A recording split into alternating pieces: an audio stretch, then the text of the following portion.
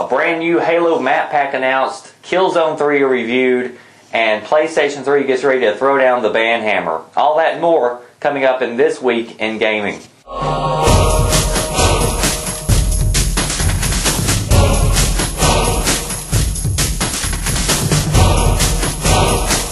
So we'll get started with the day the music died. It turns out Activision is completely pulling out of the music genre. They are pulling out from Guitar Hero. They are pulling out from DJ Hero. There's not going to be any more of those games made, at least in the foreseeable future. Activision says these just aren't profitable enough, so they're going to take all their focus and place it on games like Call of Duty and the new IP from Bungie that they have coming out. So that's good for shooter fans.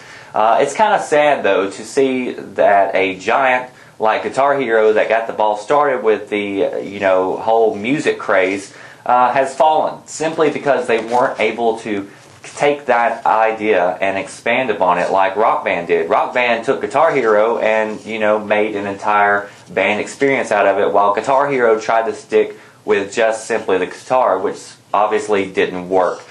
Developers have got to take good ideas and keep on building on them. You just can't keep putting out the same thing every year and let somebody else pass you by. Atomic Games released a patch this week for Breach on both the PC and Xbox versions. Now this patch is supposed to drastically decrease the lag and increase the play performance. So if it's been a little while since you're trying out Breach, you can go download that and fill out the new patch to see if it fixed the game for you. Also, if you've already downloaded the trial version and you've used up your 30-minute time period, you can go back and retry out the trial with the new patch. And they've also reset all the clocks and they've increased the time limit to 60 minutes so you can get to go try out Breach to see if it's a game that you want to pick up. If you subscribe to my channel and you've been watching me for a while, then you've probably seen my Ruse videos. You know that I'm a big RTS fan. Well, Ruse came out this week and announced that a new DLC is now available. It lets you play as the Rising Sun. It lets you play as Japan. You have new units at your disposal, and you can play some new missions that are focused for Japan. Now, the developers also came out, though, and gave us some bad news. It said, look, there's basically no major bugs that have been announced to us, so there's no more patches coming. Nothing like that in the works. They've also told console players, suck it up because you're not getting 3v3 or 4v4, which is a big disappointment for a lot of players. For me personally, one of the biggest disappointments was the fact that the game didn't allow you to play a ranked game with your friends. They said they wanted to avoid cheating, but what's the point in playing a strategic game with some guy who may not have a mic and who's just some random who may not know how to even play the game? If you're playing in a ranked game, I should at least think that you should be able to join up with one of your buddies so you can strategically play on a RTS game. Regardless, Ruse is still a good game, and if you want to go try out the new DLC, it is now available. Earlier this week, Sony sent a strong message to hackers and modders telling them that unless they immediately remove all that bad content from their consoles, they're going to be permanently banned from the PlayStation Network, their console. So that means even if they try to sell their consoles or something, it's never getting back onto the PlayStation Network. Now this is all fine and dandy, and Sony needs to take a hard stance. So does Microsoft and any other system where it's being plagued by hackers and modders. These people need to be dealt with. Why even give them a warning, though? They broke the terms of use that they signed whenever they registered to use your service. While the rest of us, we were good paying subscribers who have followed the rules, and yet our game has been destroyed and we can't get on and enjoy a game due to these people. So Sony and Microsoft, take a hard stance. Don't give them a warning. Don't give them a chance to clean up their act. They don't give us a warning or, tell us, hey, before you join this game and try to play it with us, we're going to be hacking and modding and making your, session miserable for you. So take care of these people. Come down hard on them. Send a strong message to anybody who hacks or mods and cheats that they're going to be dealt with, and it's going to cost them. It's going to cost them money because their consoles aren't going to work anymore. Take care of these people, and it will also send a strong message to the people who use your service, the vast majority of us who do it right, that you are committed to customer service. In our releases section, we've got two big games coming out next week on February the 22nd. We've got Bulletstorm, which is a multi-platform game, If you pre-order, you're going to be able to get into the Gears of War 3 beta. And then we've got Killzone 3, which is releasing on the PS3. So I know that's a big game, and a lot of people are going to be picking that up.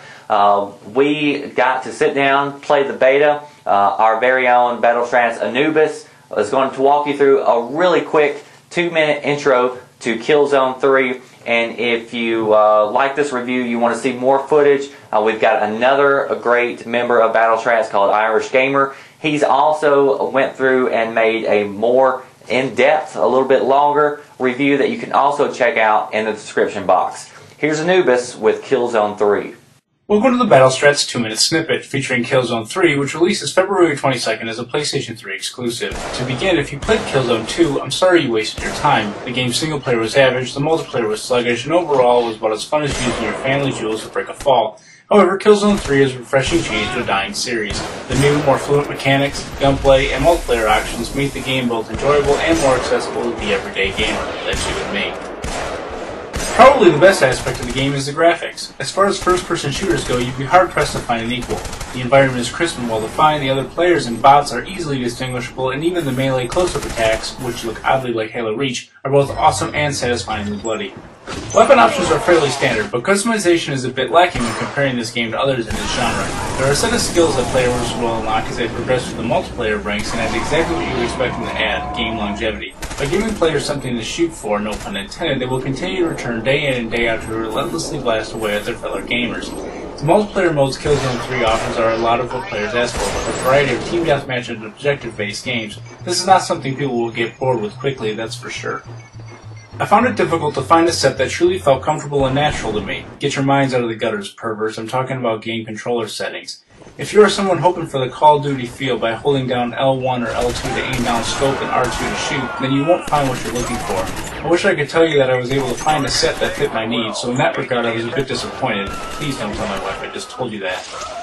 Hit detection seems accurate because no matter what the distance is between me and my target, I always seem to be doing appropriate damage. The bots are a nice feature and a great way to cover your back during any of the multiplayer modes, so do yourself a favor and don't just send them off aimlessly into the middle of the map where they are easily shot down by the enemy.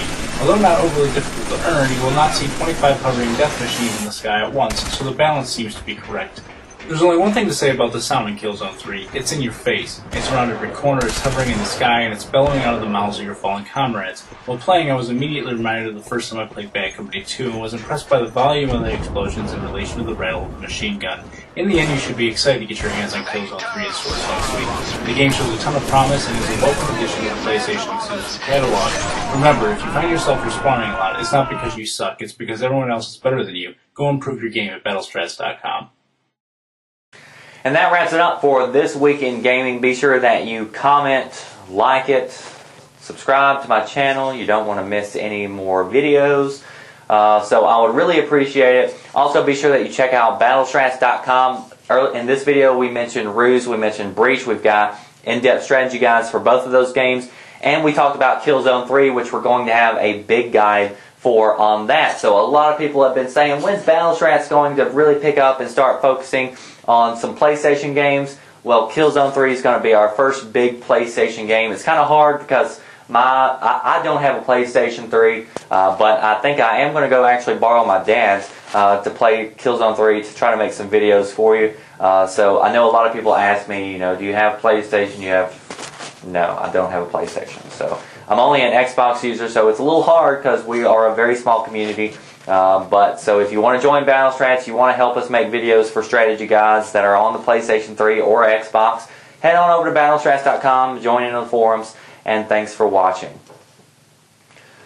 On a side note, if you heard a lot of banging and hitting throughout this video, I apologize. They are doing construction across the street, and there's nothing I can really do because my house is not soundproof. Sorry.